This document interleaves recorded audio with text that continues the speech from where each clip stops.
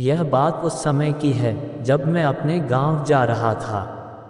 मेरे गांव पहाड़ों के बीच में बसा है, घनी आबादी से अलग थलग।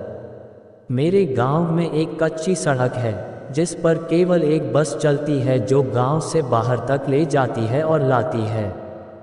मैं अपनी नानी के घर गया हुआ था और वहीं से ही लौट कर आ रहा था।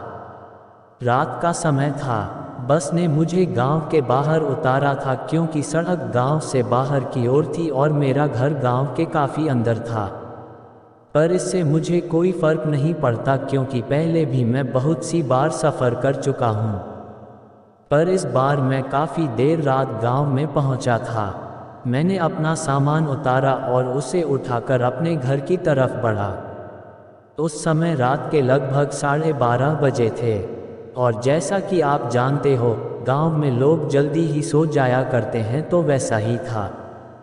पूरा गांव सुनसान पड़ा था। ऐसा लग रहा था मानो जैसे गांव नहीं कोई जंगल में आ गया हूँ।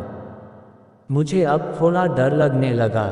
मैं बस भगवान से प्रार्थना कर रहा था कि जल्दी से घर पहुँच जाऊँ, पर मेरा घर थोड़ा दूर था। लेकिन थोड़ी देर बाद मुझे मेरा दोस्त सोमधर मिला। उसने मुझे दूर से इशारा किया।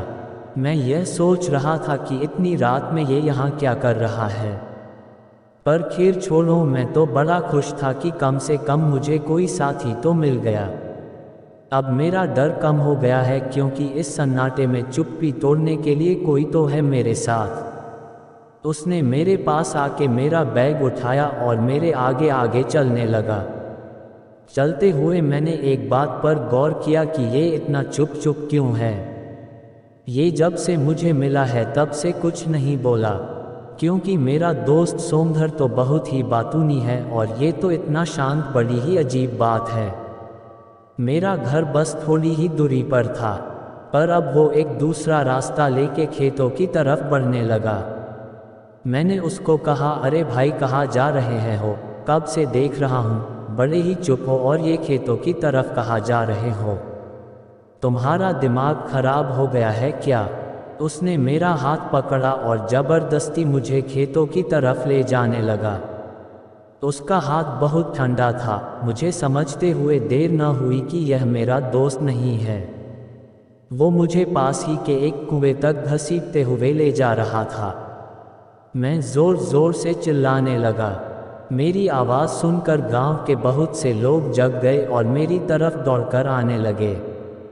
जब वो मेरे पास आए तब तक मैं बेहोश हो चुका था। सुबह जब मुझे होश आया तो मैं अपने घर पर था।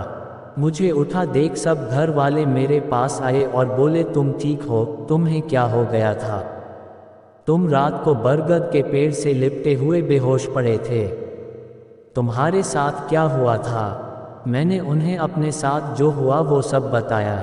उस समय मेरा दोस्त सोमधर भी वहाँ ही था। वो बोला कि मैं तो रात को अपने घर पर सो रहा था, तो वो कौन था जो मेरा साथ कल रात को था। मैं ऐसा सोचा और सब की तरफ देखने लगा।